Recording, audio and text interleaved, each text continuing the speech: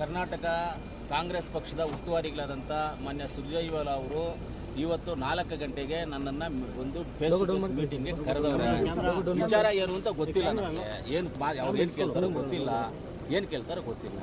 ಆದರೆ ಹೋಗಿ ಅವ್ರನ್ನ ಮೀಟ್ ಮಾಡೋಕ್ಕೋಸ್ಕರ ಹೋಗ್ತಾ ದೂರುಗಳಿದೆಯಾ ಸರ್? ದೂರುಗಳೇನೂ ಇಲ್ಲ. ನನ್ನ ಕೋಲಾರ ಕಾನ್ಸ್ಟಿಟ್ಯೂನ್ಸಿ ಸಂಬಂಧಪಟ್ಟಂಗೆ ಯಾವುದೇ ದೂರಿಲ್ಲ, ಏನೂ ಇಲ್ಲ. ಎಲ್ಲವೂ ಕರೆಕ್ಟ್ ಆಗಿದೆ. ನಾವು ಕೇಳಿದ್ದನ್ನೆಲ್ಲ ಕೊಟ್ಟಿದ್ದಾರೆ. ಯಾವ ಮಂತ್ರಿ ಮೇಲೆ ಆಗಲಿ ಯಾರ ಮೇಲೂ ನಮ್ಮ ಹತ್ರ ದೂರುಗಳಿಲ್ಲ, ಏನೂ ಇಲ್ಲ. ನನಗೆಲ್ಲ ಕರೆಕ್ಟ್ ಆಗಿದೆ. ಅದನ್ನೇ ಹೋಗಿ ಅವ್ರಿಗೆ ಮಾಹಿತಿ ಕೊಡ್ತಾರೆ. ಸರ್, ಈಗ ಜಿಲ್ಲೆನಲ್ಲಿ ಅಂದರೆ ಈ ಕೋಮುಲ್ ವಿಚಾರದಲ್ಲಿ ಬಂಗಾರಪೇಟೆ ಮತ್ತು KGF ಇವರು KGF ಎಲ್ಲ ಕಡೆ ಮತ್ತು ತಮ್ಮ ಕಡೆ ಅವರು ಹೇಳ್ತಾ ಇದ್ದಾರೆ, ಅಂದರೆ ನಮ್ಗೆ ಅನುದಾನ ಕೊಡ್ತಾ ಇಲ್ಲ, ಉಸ್ತುವಾರಿ ಸಚಿವರು ಅವ್ರ ಪರವಾಗಿ ಇದ್ದಾರೆ ಅಂತೇಳಿ ಬಹಿರಂಗ ಕೂಡ. ಉಸ್ತುವಾರಿ ಸಚಿವರು ನನ್ನ ಪರವಾಗಿಲ್ಲ, SN ನಾರಾಯಣ ಸ್ವಾಮಿ ಪರವಾಗಿಲ್ಲ, ಇನ್ನೊಬ್ಬರ ಪರವಾಗಿಲ್ಲ, ಯಾರ ಪರವಾಗಿಲ್ಲ. ಕೋಲಾರ ಜಿಲ್ಲೆಯ ಜನಗಳ ಪರವಾಗಿ ಉಸ್ತುವಾರಿ ಮಂತ್ರಿಗಳಿದ್ದಾರೆ. ಇಂಥ ಉಸ್ತುವಾರಿ ಮಂತ್ರಿ ಸಿಕ್ಕಿರೋದು ನಮ್ಗೆ ಅದೃಷ್ಟ. ನಾನು ಉಸ್ತುವಾರಿ ಮಂತ್ರಿನ 4-5 ಜನ ಉಸ್ತುವಾರಿ ಮಂತ್ರಿಗಳ ನಾನು ನೋಡಿದ್ದೀನಿ. ಮೊದಲು ನಾನು MLAನೂ ಇದ್ದೆ, ಉಸ್ತುವಾರಿ ಮಂತ್ರಿಗಳು ನೋಡಿದ್ದೀನಿ, MLA ಇದ್ದು ನೋಡಿದ್ದೀನಿ, MLA ಇಲ್ಲದೇನೂ ನೋಡಿದ್ದೀನಿ ಉಸ್ತುವಾರಿ ಮಂತ್ರಿಗಳನ್ನ. ಇಂಥ ಉಸ್ತುವಾರಿ ಮಂತ್ರಿಗಳು ಇದುವರೆಗೂ ನಾವು ನೋಡಿರೋದು ಯಾರೂ ಇಲ್ಲ. ಡೈರೆಕ್ಟ್ ಆಗಿ ಹೇಳ್ತೀನಿ ನಾನು. ಬೇರೆಯವರು ಬಂದಿದ್ದ ಉಸ್ತುವಾರಿ ಮಂತ್ರಿಗಳು ಇವರಲ್ಲಿ 50% ಇರಲಿಲ್ಲ, 100% ಬೆಸ್ಟ್ ಇದ್ದಾರೆ.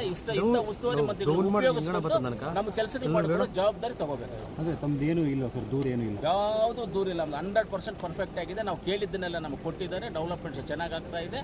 ನೀವೇ ಬೇಕಾದ್ರೆ ನೋಡ್ಕೊಳ್ಳಿ. ಸ್ಟಾಮ್ ವಾಟರ್ ಟ್ರೈನ್ಗೆ 100 ಕೋಟಿ ಬಂದಿದೆ. ರಿಂಗ್ ರೋಡ್ಗೆ 2.5 ಕೋಟಿ DPR ಕೊಟ್ಟಿದ್ದಾರೆ. ಅದು DPR ಆದಮೇಲೆ ಮಾಮೂಲಿ ದುಡ್ಡು ಬಂದೇ ಬರುತ್ತೆ. ಮೆಡಿಕಲ್ ಕಾಲೇಜ್ ಕೊಟ್ಟಿದ್ದಾರೆ. APMC ಮಾರ್ಕೆಟ್ಗೆ 100 ಎಕರೆ ಕೊಟ್ಟಿದ್ದಾರೆ.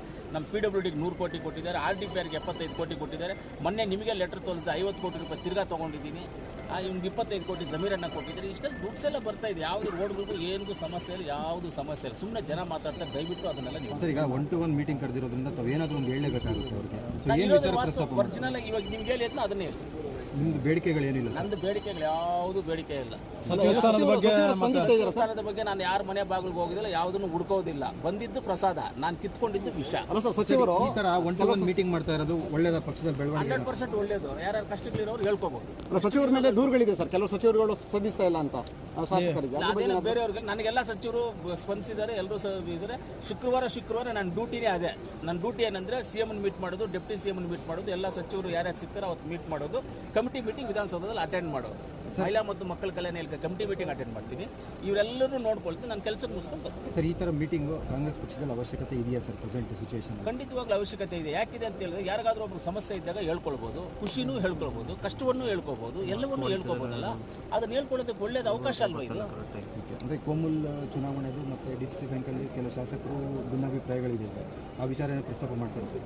ಇಲ್ಲ, ಅದನ್ನೇನು ಭಿನ್ನಾಭಿಪ್ರಾಯ ಏನೂ ಇಲ್ಲ. ನೋಡಿ, DCC ಬ್ಯಾಂಕ್ ವಿಚಾರದಲ್ಲಿ ನಮ್ಮ ಹೈಕಮಾಂಡ್ ಯಾರಿಗೆ ಹೇಳಿದ್ರೆ ಅವ್ರಿಗೆ ಅಧ್ಯಕ್ಷರು, ಕೋಮಲಲ್ಲಿ ಹೈಕಮಾಂಡ್ ಯಾರಿಗೆ ಹೇಳಿದ್ರೆ ಅವ್ರಿಗೆ ಅಧ್ಯಕ್ಷರು ಅಷ್ಟೇ.